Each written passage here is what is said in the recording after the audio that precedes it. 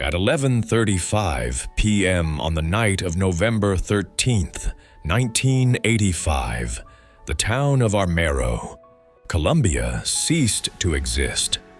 Not because of lava, not because of ash or earthquake or fire, because a wave of volcanic mud, called a lahar, moving at 40 kilometers an hour and reaching 15 meters in height, swept out of the river valley above the town and buried it in minutes. 23,000 people died in Armero that night, almost the entire population of the town.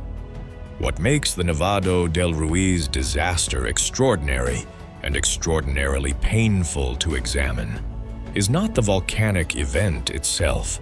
It is the timeline of warnings, analyses, and decisions in the weeks and months before the eruption that make this one of the most preventable, large-scale disasters in the history of volcanology. Armero was warned. The warnings were specific, scientifically grounded, and issued by multiple independent organizations, and they were not acted on.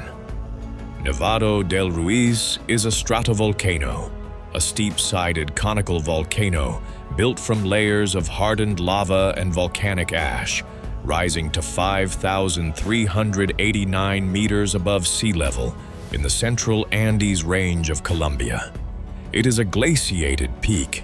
Even at its equatorial latitude, its upper elevations carry permanent snow and ice. This combination, an active volcano beneath a permanent glacier, is one of the most dangerous configurations in volcanology. When a volcanic eruption melts glacier ice, the resulting meltwater mixes with loose volcanic ash and rock debris to form lahars, volcanic mudflows that can travel at high speed for hundreds of kilometers down river valleys, long after the volcanic activity itself has ceased. The Rio Lagunillas Valley runs directly from the flanks of Nevado del Ruiz down to the plains below, where the town of Armero had been established. The valley is, in geological terms, a natural lahar channel, a funnel designed by the landscape to direct any major meltwater event from the mountain directly toward Armero. This was not a secret. Armero had been destroyed by a lahar before. In 1845, an eruption of Nevado del Ruiz produced a mudflow that killed approximately 1,000 people in the valley. The geological record of lahar deposits in the region was documented. The hazard was known. The volcano had been dormant for approximately 150 years when it began showing signs of renewed activity in late 1984 and early 1985.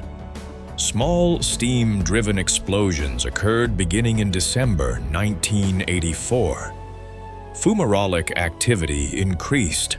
Earthquake swarms were detected. The sleeping lion was waking up. Beginning in early 1985, multiple organizations initiated hazard assessments of Nevado del Ruiz. The results were consistent, specific, and alarming. In March 1985, the Colombian Institute of Geological and Mining Research produced a hazard map for the volcano. The map identified lahar hazard zones in the valleys below the mountain. The zone covering Armero was clearly marked as high risk in the event of a significant eruption.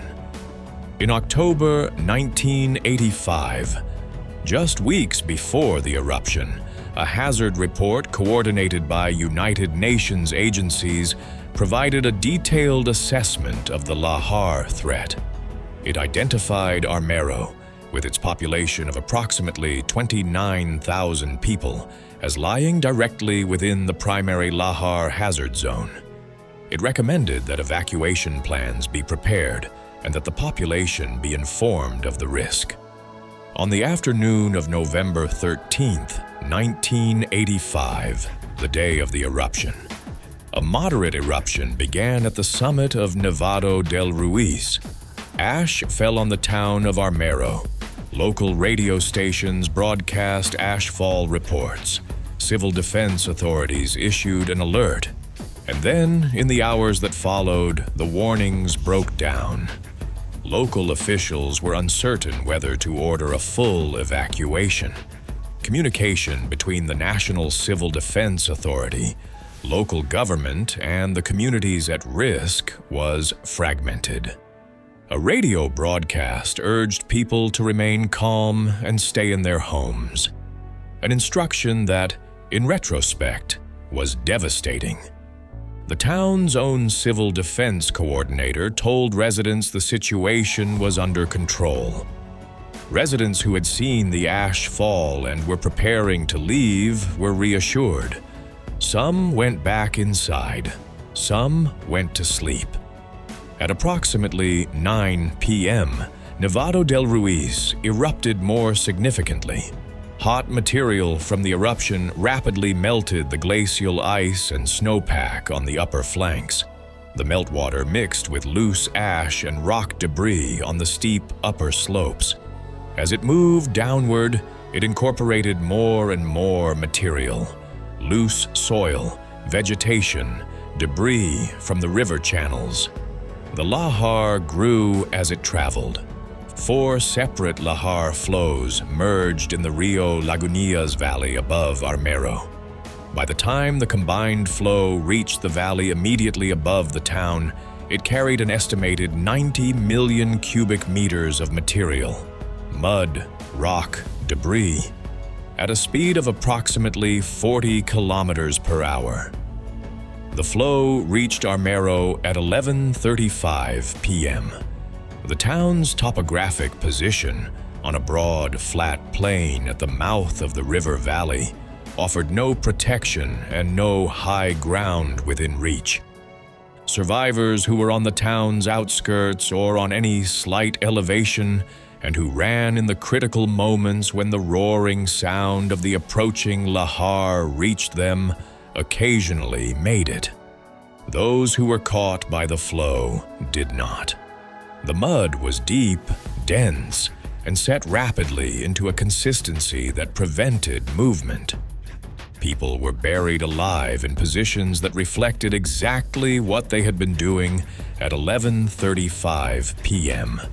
Asleep in their beds, standing in their homes, running in the street. Of Armero's population of approximately 29,000, an estimated 23,000 died. The destruction was so complete that much of the town was never excavated. It became a recognized mass grave and remains so to this day. In the immediate aftermath of the disaster, rescue teams arrived and found conditions that made systematic rescue extremely difficult. The mud covered the town in depths of several meters, and the consistency of the material made movement across it dangerous, even for rescuers with equipment. In this context, the case of Omaira Sanchez became a symbol of the disaster. Omaira was a 13-year-old girl found trapped in the debris, pinned by concrete from her collapsed home, with water rising around her. Rescuers were with her for approximately 60 hours, attempting to free her. Engineers determined that freeing her would require pumping equipment that was not available on site. Requests went out for the equipment. It did not arrive in time. During those 60 hours, journalists recorded her composure, her conversations with rescuers, the progression of her condition as the water rose and hypothermia and infection took hold. A photograph taken during those hours became one of the defining images of the disaster, recognized internationally and awarded the World Press Photo of the Year. Omaira Sanchez died on the morning of November 16th, 3 days after the eruption, still trapped. She was 13 years old. The Nevado del Ruiz disaster produced one of the most consequential transformations in the history of volcanology and disaster preparedness. The volcanic hazard map produced months before the eruption had been accurate. The lahar risk assessment had been accurate. The specific communities at risk had been identified. What the system had failed to do was translate that scientific accuracy into decisive, timely action that saved lives. Post-disaster analysis identified the gap between scientific knowledge and decision-making authority as the central failure. Scientists could identify the hazard. They could not order evacuations. Local officials who could order evacuations were uncertain about the science, unwilling to cause economic disruption based on probabilistic warnings, and without clear protocols for what level of threat required what level of action. The Nevado del Ruiz disaster directly accelerated the development of systematic volcano monitoring networks, standardized volcanic alert level systems, and protocols for translating scientific assessments into actionable civil defense responses. Colombia itself established a more comprehensive volcano monitoring network, including continuous monitoring of Nevado del Ruiz. The town of Armero was never rebuilt. The site was declared a national memorial.